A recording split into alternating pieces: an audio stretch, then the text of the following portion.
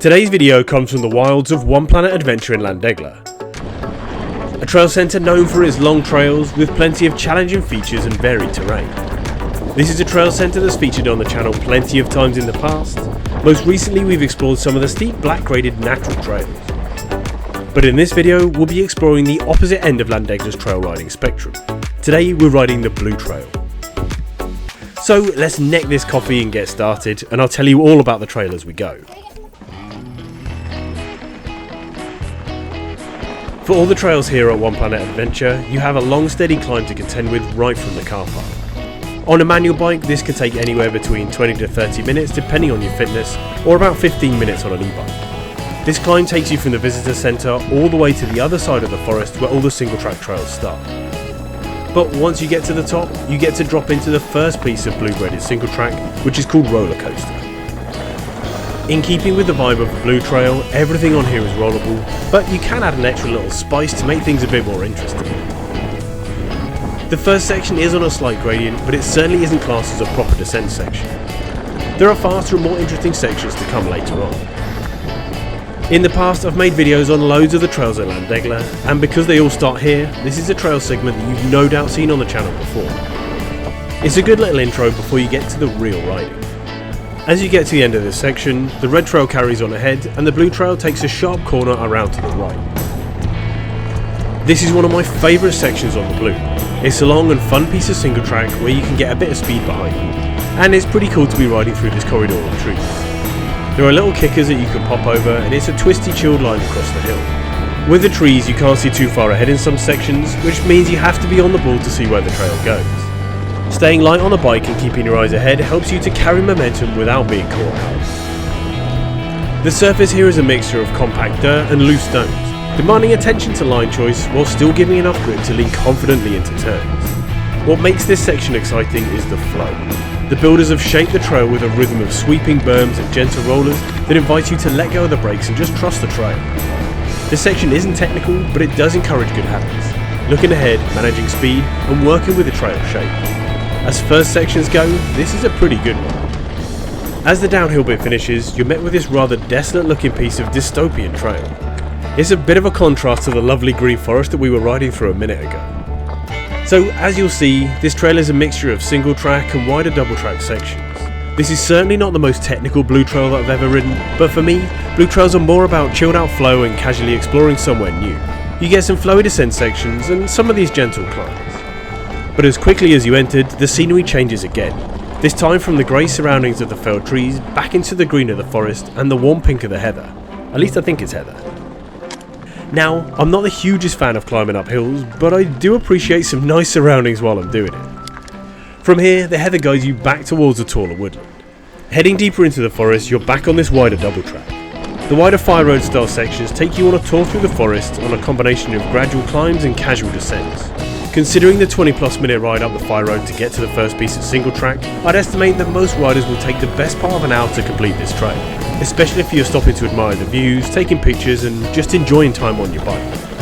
At 12 kilometers, this is the shortest and easiest route of the trail centre, but it does take you a long way from the visitor centre at the entrance, so it's worth taking the right supplies with you.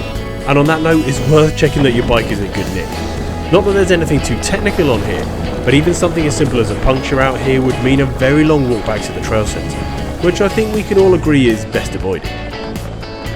Back out into the heather and you're descending again, this time with a great view of the Welsh valleys beyond. Not that you can really take your eyes off the trail, otherwise you'll be getting a much closer look at that heather, but these short sections of trail are nice and they flow really well. Once you get over the fire road, you reach a fork in the trail, where you have the option to leave the blue and join onto the red, called From Dusk Till Dawn. But be warned, there's no really easy way to join back up with the blue again unless you want to climb back up the hill you're just about to ride down. Carrying along the blue, the next few sections are a bit of a mixture. There are some straighter faster sections interspersed with some more gradual pedalling. For a blue trail this is fine, but in my opinion it would benefit from a few more lumps and bumps to keep the more capable rider a bit more entertained. And this next section is a great example of that.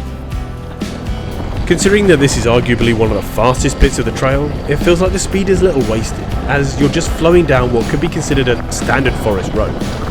Now, I'm not saying that there should be any huge jumps or anything like that added, but perhaps a few fun flowing berms or rollers would turn this piece of trail from just a standard plod into something a bit more fun and exciting. As you're cruising down, you come across the hardest climb on the trail. It's a relatively short but fairly punchy climb with lots of loose gravel and chunky rocks.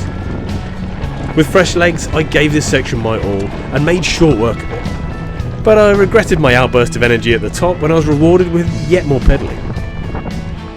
So as far as blue trails go, this is definitely not one of the faster ones, nor is it as playful or even as interesting as a lot of blue trails are nowadays. Don't get me wrong, it's a great fitness loop and it's got some good elements on it. But blue XC trails have evolved a lot over the last decade. With bikes and riders improving, you may find yourself wanting a little bit more from this trail. Also, considering the half-hour uphill ride you have to do from the car park to get here, there still seems to be a lot of pedalling on the way down too. But like I said, none of it is too taxing. For someone getting into riding or just someone who enjoys spending time on their bike in the great outdoors, this trail could be right up your street. It's great for gaining confidence and improving fitness. Today I'm using this trail as a warm-up before heading to the longer red and black trails, so as a gentle start to the day, it's perfect for that. Riding into the later stages of the trail, you get some nice flowing sections. You have to keep on the pedals if you want to keep the speed up, but there are also a lot of sections where you can just freewheel at a casual pace. I mentioned before that everything on here is rollable. Well, the hard pack surface also means that this is an all-weather trail suitable for year-round riding, so you can pretty much just rock up and ride this trail at any time of the year. Heading back towards the trail centre, you get one last downhill blast to enjoy. With plenty of speed on this section, the slightly loose flat gravel corners are enough to test your grip and cornering skills. Oh yeah, and watch out for the bridge. With the last few metres of descending and only a handful of corners left, the blue trail is almost at an end. And then with the last few pedal strokes, you pop right out of the visitor centre cafe. Perfect timing for another coffee and a slice of cake. So thank you for watching this week's video. If you enjoyed it, remember to give the video a like and subscribe to the channel for more awesome content. So happy riding, and I'll see you in the comments.